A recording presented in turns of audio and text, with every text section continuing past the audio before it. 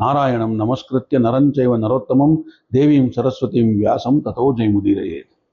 ವಿಷ್ಣು ಸಹಸ್ರನಾಮದಲ್ಲಿ 11 ನಾಮದ ಅರ್ಥಗಳನ್ನು ನೋಡಿದ್ವಿ ಇಲ್ಲಿವರೆಗೆ. ಮುಂದೆ 12ನೇದು ಮುಕ್ತಾನಾಂ ಪರಮಾಗತಿ ಅಂತ ಹೇಳೋದು.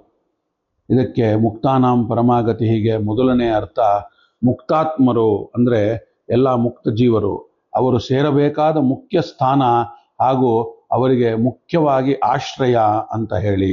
ಇದಕ್ಕೆ ಗೀತಾಭಾಷ್ಯ 9ನೇ ಅಧ್ಯಾಯದ 18ನೇ ಶ್ಲೋಕದಲ್ಲಿ ಆಚಾರ್ಯರು ಕೋಟ್ ಮಾಡ್ತಾರೆ, ಪ್ರಾಪ್ಯಂ ಸ್ಥಾನಂ ಆಶ್ಚರ್ಯ ಗತಿಶಬ್ದೋನೋಚ್ಯತೆ ಅಂತ ಹೇಳಿ. ಪಾಪಮುಕ್ತರಾದಂಥವರು ಭಗವಂತನನ್ನೇ ಹೊಂದುವುದರಿಂದ ಅವನು ಗತಿ ಎನಿಸುವಂಥವನು ಅಂತ ಹೇಳಿ ವಸಿಷ್ಠ ಶಾಖೆಯ ವಿವರಿಸಿದೆ ಇಲ್ಲಿ. ತಥಾಹಿ ಸಾಮದೇವೇಶು ವಾಸಿಷ್ಠ ಶಾಖಾಯಾಂ ಅಥ ಕಸ್ಮಾದುಚ್ಯತೆ ಗತಿ ಇತಿ ಬ್ರಹ್ಮೈವ ಗತಿಸಿದ್ಧ ಗಮ್ಯತೆ ಪ್ರಾಪಮುಕ್ತೈಹಿ ಅಂತ ಹೇಗೇನು ಗೀತಾಭಾಷ್ಯ ಹೇಳುತ್ತೆ.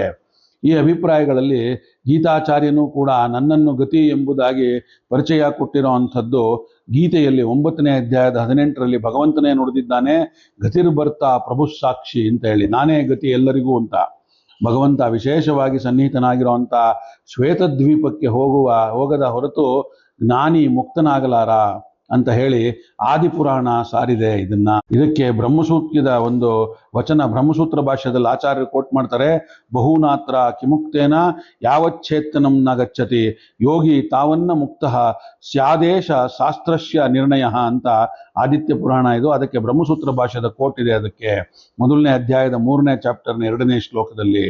ಹಾಗಾಗಿ ಇದನ್ನ ಮುಂದೆ ಮುಕ್ತಾತ್ಮರು ಭಗವಂತನನ್ನೇ ಹೊಂದುತ್ತಾರೆ ಎಂಬುದನ್ನ ಬ್ರಹ್ಮಸೂತ್ರ ಸಿದ್ಧಾಂತ ಪುರಾವೆ ಸಮೇತ ಕೊಟ್ಟಿದೆ. ಯಾವುದನ್ನು ತಲುಪಿದ ಮುಕ್ತರು ಪುನಃ ಸಂಸಾರಕ್ಕೆ ಮಳೆ ಬರೋದಿಲ್ವೋ ಅದೇ ನನ್ನ ಸ್ವರೂಪ ಅಂತ ಹೇಳಿ.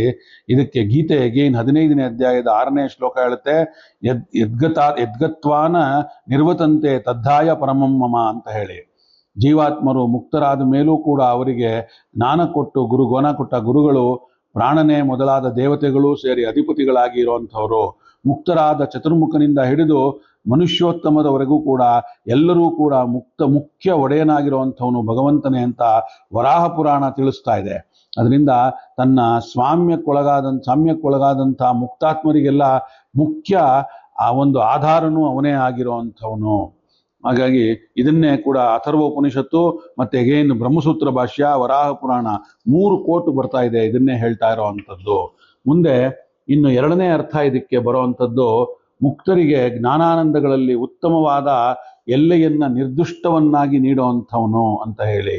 ಅದಕ್ಕೆ ಏನು ಅಂದರೆ ಮುಕ್ತಾನಾಂ ಪರಾಮ ಮರ್ಯಾದಾ ಆಗತಿ ಸಮ್ಯಕ್ ಜ್ಞಾನಂ ಯಸ್ಮತ್ ಸಹ ಅಂತ ಮುಂದೆ ಬರುವಂಥದ್ದು ಶಾಸ್ತ್ರದಲ್ಲಿ ಉಲ್ಲೇಖ. ತಮ್ಮ ವ್ಯಕ್ತಿತ್ವದ ಪೂರ್ಣ ವಿಕಾಸವನ್ನು ಹೊಂದಿರುವಂತಹ ಮುಕ್ತರು ಅದಕ್ಕನುಗುಣವಾಗಿ ಪಡೆದುಕೊಳ್ಳುವಂಥ ಜ್ಞಾನಾನಂದಗಳಲ್ಲಿಯೇ ಎಲ್ಲೆಯೇ ಅಲ್ಲಿ ಉತ್ತಮ ಅನ್ನಿಸಿದೆ ಅದು ಅಂತ ಹೇಳಿ. ಇನ್ನು 3ನೇ ಅರ್ಥ ಇದಕ್ಕೆ ಮುಕ್ತಾನಾಂ ಪರಮಾಗತಿಗೆ ಮುಕ್ತಾತ್ಮರಲ್ಲಿ ಶ್ರೇಷ್ಠನೆನಿಸಿರುವಂಥ ಚತುರ್ಮುಖನಿಗೆ ತನ್ನ ಉತ್ತಮವಾದ ಪ್ರಾಪ್ತಿಯನ್ನು ಉತ್ತಮ ಜ್ಞಾನವನ್ನು ನೀಡುವಂಥವನು ಅಂತ. ಇದಕ್ಕೆ ಮುಕ್ತಾನಾಂ ಮಧ್ಯೆ ಶ್ರೇಷ್ಠ ಚತುರ್ಮುಖ ತಸ್ಯಮ ಜ್ಞಾನ ಆಗತಿ ಸಮ್ಯಕ್ ಪ್ರಾಪ್ತಿ ಯಸ್ಮಾತ್ ಸಹ ಅಂತ ಹೇಳುವಂಥದ್ದಿದು. ಹೀಗೆ ಇನ್ನು ಇದೆಲ್ಲ ಗೀತಾಭಾಷ್ಯದಲ್ಲಿ ಬರುವಂಥದ್ದಿದು. ಮುಂದೆ ಸಾಯುಜ್ಯ ಮುಕ್ತಿ ಪಡೆದಂತಹ ಚತುರ್ಮುಖ ಭಗವಂತನ ಅಂಗಗಳಲ್ಲಿ ಪ್ರವೇಶಿಸಿ ಅವನ ಜೊತೆಯೇ ಭೋಗಿಸುವ ಪ್ರಯುಕ್ತ ಇದರ ಮುಕ್ತರಿಗಿಂತ ಅವನು ಹೆಚ್ಚು ಭಗವತ್ ಪ್ರಾಪ್ತಿ ಆಗತ್ತೆ ಅವನಿಗೆ ಅನ್ನುವಂಥದ್ದು ಹೇಳ್ತಾ ಇರೋದು. ಇನ್ನು 4ನೇ ಅರ್ಥ ಇದಕ್ಕೆ ಮುಕ್ತರಿಗಿಂತ ಉತ್ತಮಳಾದ ಲಕ್ಷ್ಮೀ ದೇವಿಗೆ ಆಶ್ರಯವಾಗಿರೋ ಅಂಥವನು ಅಂತ. ಮುಕ್ತಾನಾಂ ಸಾಕಾಶಾತ್ ಪರಮ ಉತ್ತಮ ಲಕ್ಷ್ಮೀ ತಸ್ಯ ಅಪಿಗತಿ ಆಧಾರ ಇತಿ ಮುಕ್ತಾನಾಂ ಪರಮಾಗತಿ ಅಂತ. ಇನ್ನು 6ನೇ ಅರ್ಥ ಇದಕ್ಕೆ ಮುಕ್ತರಿಗಿಂತ ಉತ್ತಮರಾಗಿರೋ ಅಂಥವನು ಮತ್ತು ಲಕ್ಷ್ಮೀ ದೇವಿಗೆ ಆಶ್ರಯವಾಗಿರೋ ಹಾಗಾಗಿ ಮುಕ್ತರಿಗಿಂತ ಉತ್ತಮ ಆಗಿರುವಂಥವನು ಮತ್ತು ಅವನು ಇನ್ಯಾರಿಗೂ ಆಶ್ರಯದಲ್ಲಿ ಇಲ್ಲದೆ ಇರೋವಂಥವನು ಅಂತ ಹೇಳಿ. ಹೀಗೆ ಇನ್ನು ಮುಂದೆ ಏನಪ್ಪಾ ಅಂತಂದ್ರೆ 6 ಅರ್ಥಗಳನ್ನು ನೋಡಿದ ಮೇಲೆ ಇದಕ್ಕೆ ಮುಕ್ತಾನಾಂ ಪರಮಾಗತಿಗೆ ಇದಕ್ಕೆ ಒಂದು ಜಿಜ್ಞಾಸೆ ಬರುತ್ತೆ. 1-2 ಪ್ರಶ್ನೆಗಳು. ಮುಕ್ತಿ 2 ಪ್ರಕಾರವಾಗಿದೆಯಲ್ಲ ಅಂತ ಕೇಳ್ತಾರೆ ಕೆಲವರು. ಅದಕ್ಕೆ ಸಮಾಧಾನವಾಗಿ ಅದಲ್ಲ ಅಂತ ಹೇಳೋದಕ್ಕೆ ಮುಂದೆ ಬರುತ್ತೆ. ಏನು ಅಂದ್ರೆ ಪ್ರಶ್ನೆ ಏನಪ್ಪಾ ಅಂದ್ರೆ ಅಪರಮುಕ್ತಿ ಪರಮುಕ್ತಿ ಅಂತ ಹೇಳಿ ಮುಕ್ತಿ 2 ಪ್ರಕಾರ ಇದೆ. ಆ ಎರಡು ಮುಕ್ತಿಗಳಲ್ಲಿ ಪರಮಾತ್ಮ ಸಾಮೀಪ್ಯಾದಿಗಳು ಅಪರ ಮುಕ್ತಿಯಲ್ಲಿವೆ, ಪರಮ ಮುಕ್ತಿಯಲ್ಲಿ ಜೀವನಿಗೆ ಬ್ರಹ್ಮಭಾವವೂ ಇದೆ. ಬ್ರಹ್ಮವಿದ್ ಬ್ರಹ್ಮೈವ ಭವತಿ ಅಂತ ಶ್ರುತಿ ಜೀವನಿಗೆ ಬ್ರಹ್ಮಭಾವವನ್ನ ಹೇಳ್ತಾ ಇದೆ. ಇದು ಪರಮ ಮುಕ್ತಿ. ಮುಕ್ತಾನಾಂ ಪರಮಾಗತಿ ಅಂತ ಹೇಳಿ ವಿಷ್ಣು ಸಹಸ್ರನಾಮದ್ದು ಹೇಳಿದ್ದು ಅಪರ ಮುಕ್ತಿಯಲ್ಲಿ. ಅದು ಈ ರೀತಿ ಹೇಳಿದ್ರೆ ಬ್ರಹ್ಮವಿದ್ ಬ್ರಹ್ಮೈವ ಭವತಿ ಅಂತ ಹೇಳಿದ್ದು ಕೂಡ ಅಲ್ಲೇ ಕೂಡುತ್ತೆ ಅಲ್ವೇ ಅಂತ ಕೇಳೋದು ಪ್ರಶ್ನೆ. ಇದು ಇದಕ್ಕೆ ಪರಿಹಾರವಾಗಿ ಉತ್ತರ ಏನಪ್ಪಾ ಅಂದ್ರೆ, ಅಪರ ಮುಕ್ತಿ ಪರಮುಕ್ತಿ ಅಂತ ಹೇಳಿ ಮುಕ್ತಿ ಎರಡು ಪ್ರಕಾರ ಇದೆ ಅಂತ ಯಾರು ಯಾವ ಪ್ರಮಾಣದಲ್ಲೂ ಸಿದ್ಧವಾಗಿಲ್ಲ. ಇದು ಜೀವನಿಗೆ ಬ್ರಹ್ಮಭಾವ ಶ್ರುತಿಯಲ್ಲಿ ಹೇಳಿದೆ ಅಂತ ಹೇಳಿ ಭ್ರಮಿಸಿ ಆ ಶ್ರುತಿಯನ್ನು ಕೂಡಿಸೋದಕ್ಕಾಗಿ ಮುಕ್ತಿ ಎರಡು ಪ್ರಕಾರ ಅಂತ ಹೇಳಿ ಊಹಿಸಿದ್ದಿರ್ಬೇಕಿದು. ಆದರೆ ಶ್ರುತಿ ಜೀವನಿಗೆ ಬ್ರಹ್ಮಭಾವವನ್ನ ಎಂದೂ ಹೇಳಿಲ್ಲ. ಬ್ರಹ್ಮ ಅಂದ್ರೆ ಪೂರ್ಣ ಅಂತ ಅರ್ಥ ಅಷ್ಟೇ, ಪೂರ್ತಿಯಾಗದು. ಪೂರ್ಣ ವಸ್ತುವನ್ನು ತಿಳಿದವನು ಪೂರ್ಣನಾಗುತ್ತಾನೆ ಅಂತ ಅರ್ಥ ಈ ಶ್ರುತಿ ಹೇಳ್ತಾ ಇರೋದು. ಸಂಪತ್ತು ಉಳ್ಳಂಥವರು ಸಂತೋಷ ಪಡಿಸಿದ್ರೆ ಅವರು ಸಂಪತ್ತುಳ್ಳವರಾಗ್ತಾರೆ ಅಂತ ಹೇಳಿ ಲೋಕದಲ್ಲಿ ವ್ಯವಹರಿಸ್ತೇವೆ. ಇಲ್ಲಿ ಯಾವನು ಸಂತೋಷ ಪಡಿಸುತ್ತಾನೋ ಅವನೇ ಆಗುತ್ತಾನೆ ಅಂತ ಅರ್ಥ ಅಲ್ಲ. ಅದರಿಂದ ಯಾವ ಪೂರ್ಣ ವಸ್ತುವನ್ನ ಯಾವನು ತಿಳಿಯುತ್ತಾನೋ ಅವನು ಆ ಪೂರ್ಣ ವಸ್ತು ಆಗುತ್ತಾನೆ ಅಂತ ಅರ್ಥವಲ್ಲ. ಅದನ್ನು ತಿಳಿತಾನೆ ಅಂತ ಅಷ್ಟೇ ಅರ್ಥ. ನಾನು ಭಗವಂತನ ಬಗ್ಗೆ ತಿಳಿದೆ ಅಂದ್ರೆ ನಾನು ಭಗವಂತನೇ ಆಗಿಬಿಡೋದಿಲ್ಲ ಅನ್ನೋದಿದ್ರ ಸಮಾಧಾನ.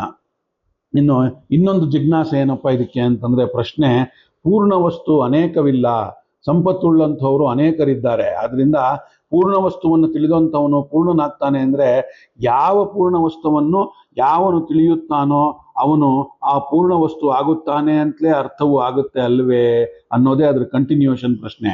ಅದಕ್ಕೆ ಸಮಾಧಾನವಾಗಿ ಸಮುದ್ರ ಜಲಪೂರ್ಣ, ನದಿ ಕೂಡ ಜಲಪೂರ್ಣ. ಎಕ್ಸಾಂಪಲ್ ಕೊಟ್ಟು ಹೇಳ್ತಾ ಇರೋ ದೃಷ್ಟಾಂತದಿಂದ ಕೆರೆಯೂ ಜಲಪೂರ್ಣ, ಬಾವಿಯೂ ಜಲಪೂರ್ಣ ಅಂತ ವ್ಯವಹರಿಸ್ತೇವೆ. ಇಲ್ಲಿ ಸಮುದ್ರ ಪೂರ್ಣತೆಗಿಂತ ನದಿ ಪೂರ್ಣತೆ ದೊಡ್ಡದು. ಇದನ್ನೇ ಆಚಾರ್ಯ ಮಧ್ವರು ಹೇಳಿದ್ದು. ಎಲ್ಲವೂ ಪೂರ್ಣ, ಆದರೆ ಎಲ್ಲವೂ ಅಪೂರ್ಣ, ಎಲ್ಲವೂ ವಿಭಿನ್ನ ಕೂಡ. ಯಾಕಂದ್ರೆ ನೋಡಿ, ಇಲ್ಲಿ ಸಮುದ್ರ ಪೂರ್ಣತೆಗಿಂತ ನದಿ ಪೂರ್ಣತೆ ಚಿಕ್ಕದು, ಅದಕ್ಕಿಂತ ಕೆರೆ ಪೂರ್ಣತೆ ಇನ್ನೂ ಚಿಕ್ಕದು, ಹಾಗೆ ಅದ ಪೂರ್ಣಕ್ಕಿಂತ ಇನ್ನು ನಾವು ಪಾತ್ರೆಗಳಲ್ಲಿ ತುಂಬುವಂತ ನೀರು ಇನ್ನೂ ಚಿಕ್ಕದು, ಹಾಗೆ ಬಾವಿಯ ಪೂರ್ಣತ್ವ ಇನ್ನೂ ಚಿಕ್ಕದು, ನಮ್ಮ ಮನೆಯಲ್ಲಿ ತುಂಬುವಂತ ನೀರು ಅದಕ್ಕಿಂತ ಚಿಕ್ಕದು. ಆದರೆ ಅದನ್ನು ಮಾತ್ರ ನೋಡಿದಾಗ ಆ ಪಾತ್ರೆನೂ ತುಂಬಿದೆ, ಬಾವಿಯೂ ತುಂಬಿದೆ, ಕೆರೆಯೂ ತುಂಬಿದೆ, ನದಿಯೂ ತುಂಬಿದೆ, ಸಮುದ್ರವೂ ತುಂಬಿದೆ. ಎಲ್ಲವೂ ಪೂರ್ಣ. ಆದರೆ ಲೆಕ್ಕದಲ್ಲಿ ನೋಡಕ್ ಹೋದ್ರೆ ಎಲ್ಲವೂ ಅಪೂರ್ಣ. ತುಂಬಿದ ನೀರಿಗಿಂತ ತುಂಬದ ನೀರೇ ಹೆಚ್ಚು. ಹಾಗೆ ತಿಳ್ಕೊಂಡಾಗ ಆ ಜೀವರ ಪೂರ್ಣತ್ವ ಬೇರೆ ಬೇರೆ ಆಗುತ್ತೆ. ಒಬ್ಬನ ಪೂರ್ಣತ್ವ ಇನ್ನೊಬ್ಬನದಲ್ಲ. ಅದರಿಂದ ಪೂರ್ಣ ವಸ್ತುವು ಅನೇಕ ಇಲ್ಲ ಅಂತ ಹೇಳೋದ್ರಲ್ಲಿ ಯುಕ್ತವಲ್ಲ ಅದು. ಮೇಲಾಗಿ ಜೀವನಿಗೆ ಪರಮಾತ್ಮನನ್ನು ಯಾವ ಶ್ರುತಿ ಹೇಳುವುದಿಲ್ವಾದ್ರಿಂದ ಮುಕ್ತಿ ಎರಡು ಪ್ರಕಾರ ಇದೆ ಅಂತ ಹೇಳಿ ಊಹಿಸುವುದೇ ದೊಡ್ಡ ತಪ್ಪು ಅನ್ನೋದು ಈ ಒಂದು ಜಿಜ್ಞಾಸೆಗೆ ಸಮಾಧಾನ ಅಂತ ಹೇಳ್ತಾ, ಈ ಒಂದು ಮುಕ್ತಾನಾಂ ಪರಮಾಗತಿ ಅನ್ನುವಂಥ 12ನೇ ನಾಮದ ಅರ್ಥಾನುಸಂಧಾನವನ್ನು ಇಲ್ಲಿ ಉಪಸಂಹಾರ ಮಾಡೋಣ. ಇನ್ನು ನಾಳೆ ಸಿಕ್ಕಾಗ 13ನೇ ನಾಮ ಅವ್ಯಯ ಅನ್ನೋದನ್ನು ನೋಡಬೇಕು. ಅದನ್ನ ಆಮೇಲೆ ನೋಡೋಣ ಅಂತ ಹೇಳ್ತಾ, ಇವತ್ತಿನ ಈ ವಿಷ್ಣು ಸಹಸ್ರನಾಮದ 12ನೇ ನಾಮದ ಚಿಂತನವನ್ನ ನನ್ನ ಗುರುಗಳಾದ ಬನ್ನಂಜಿ ಅವರಿಗೆ ಹಾಗೂ ಅವರ ಅಂತರ್ಯಾಮಿಯಾದ ಶ್ರೀಮದ್ ಆಚಾರ್ಯರು ಹಾಗೂ ಕೃಷ್ಣ ಪರಮಾತ್ಮನ ಪಾದಗಳಿಗೆ ಅರ್ಪಣೆಯನ್ನು ಮಾಡೋಣ. ಶ್ರೀ ಕೃಷ್ಣಾರ್ಪಣಮಸ್ತು. ಸರ್ವೇ ಸಜ್ಜನ ಸುಖಿನೋ ಭವಂತು.